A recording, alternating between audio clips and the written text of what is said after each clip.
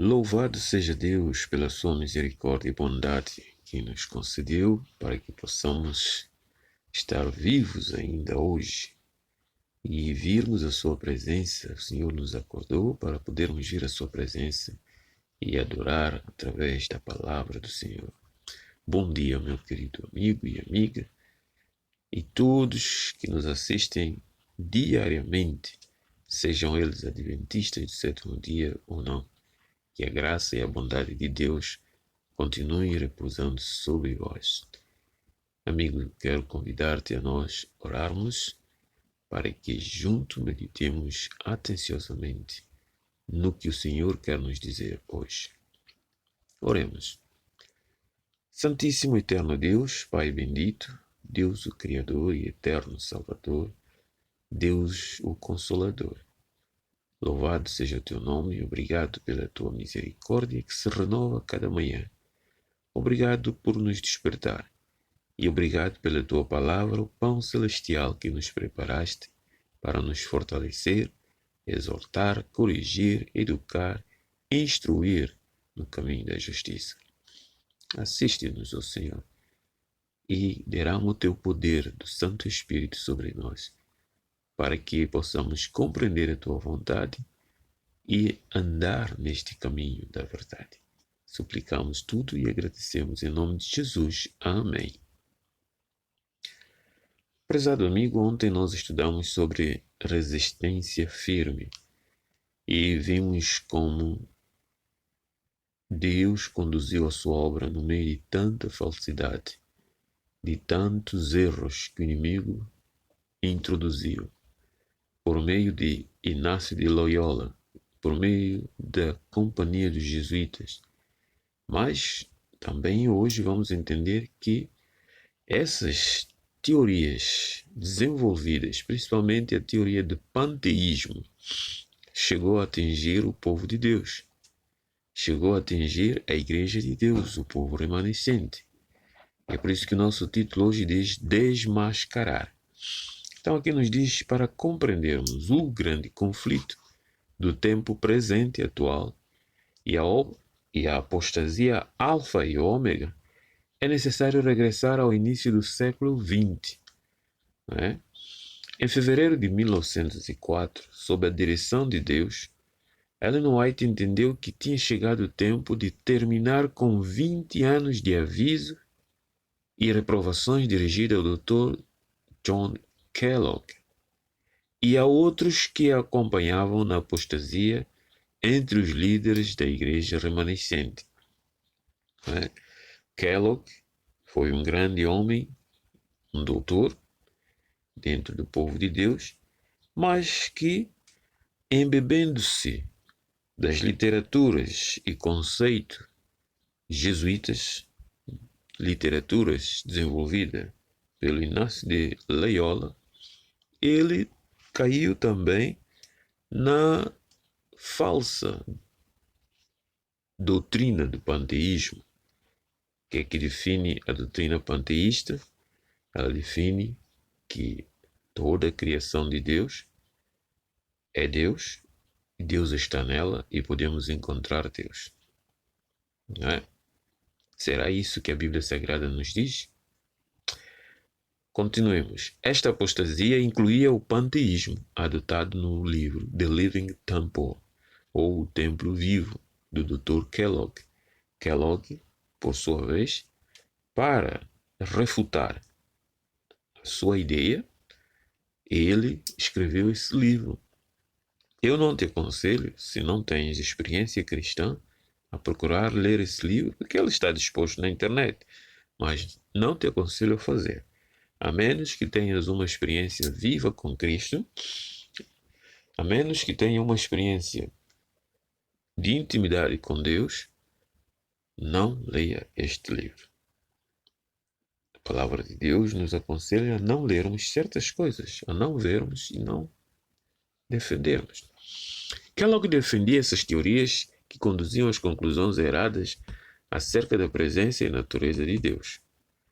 A aceitação destas teorias pelos principais líderes da igreja de Battle Creek abriu a porta ao controle satânico da sua mente. E essas teorias têm como base uma mente superior controlar a outra. Ellen White esclareceu: não precisamos do misticismo que há nesse livro. É um livro cheio de ideias místicas. Os que acolhem esses sofismas depressa se encontrarão numa posição em que o inimigo poderá falar com eles, afastando-os de Deus. Por essa razão, eu te aconselho a não tentar pesquisar para ler este livro. Não tens comunhão, não tens experiência com Deus. Eu, pessoalmente, nunca li, nem estou interessado em ler, porque não preciso de conhecer as obras do inimigo e as suas astúcias. A palavra de Deus é toda ela suficiente para que possamos compreender as estratégias de Satanás. Numa visão que ela recebeu da parte de Deus, ela diz que foi-me mostrada que o autor desse livro está numa trajetória falsa. Perdeu de vista as verdades específicas para este tempo, não sabe para onde tendem os seus passos. O Living Temple contém o alfa dessas teorias. E diz ela: eu sabia que o ômega seguiria em pouco tempo, e tremi pelo nosso povo. Ellen White era uma senhora zelosa pela causa de Deus. E tudo que Deus lhe revelava quanto à situação do seu povo na terra, da sua igreja, os perigos que poderiam assaltar a sua igreja, levava ela a ficar tremente, porque tudo que Deus e tanto aqueles que zelam pela causa do Senhor quer é ver o seu povo salvo do perigo. Mas que Deus pode fazer para aqueles que enveredam pelo caminho do mal? Livremente enveredam pelo caminho que lhes conduz à morte. Eu sabia que devia advertir os nossos irmãos e irmãs a não entrarem em controvérsia em relação à presença e personalidade de Deus.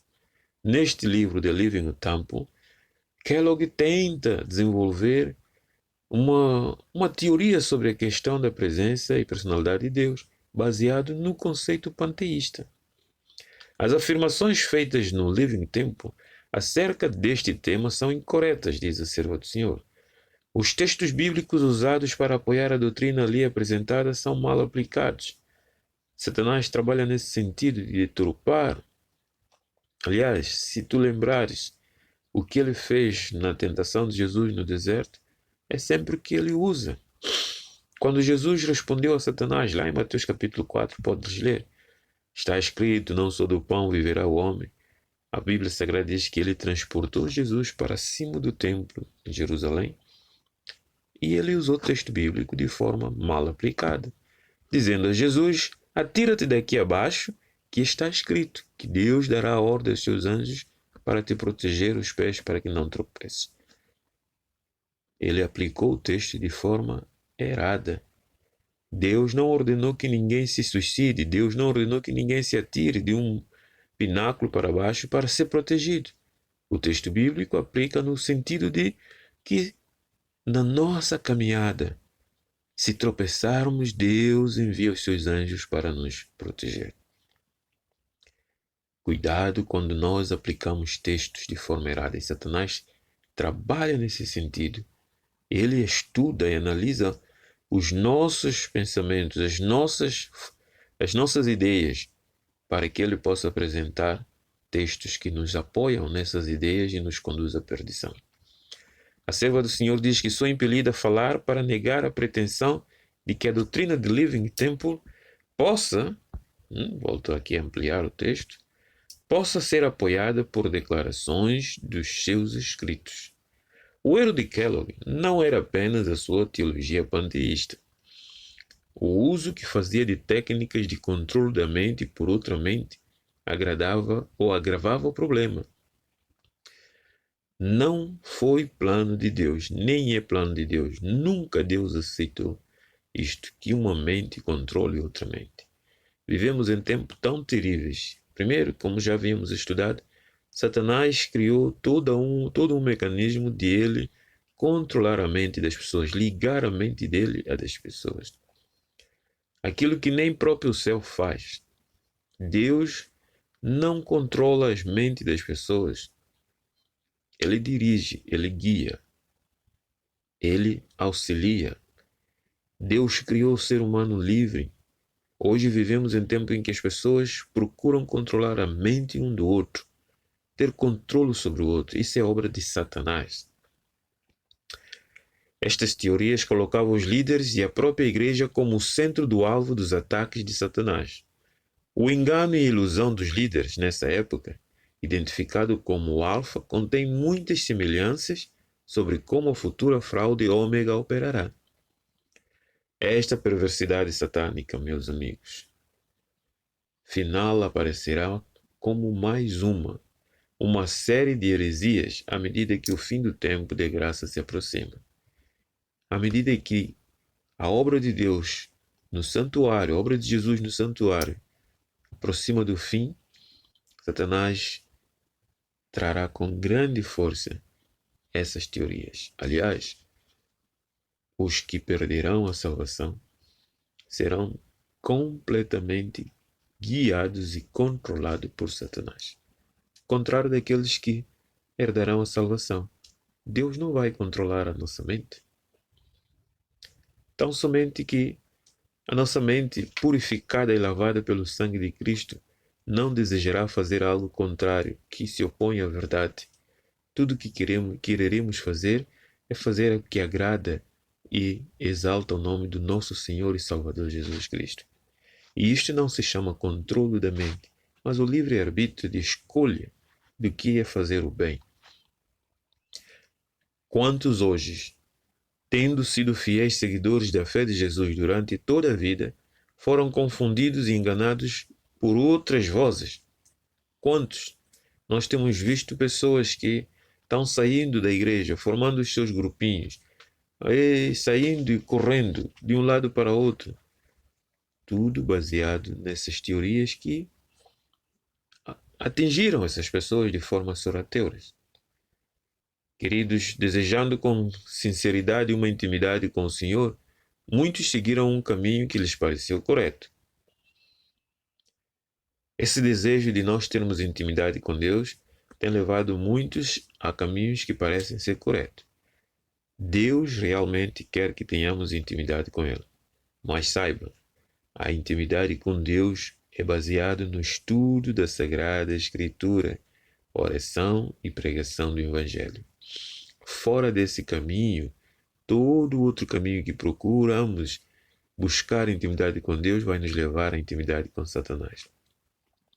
Minha pergunta: tens feito a leitura e estudo da Bíblia diariamente com um coração humilde e simples de uma criança, com uma fé simples como de uma criança?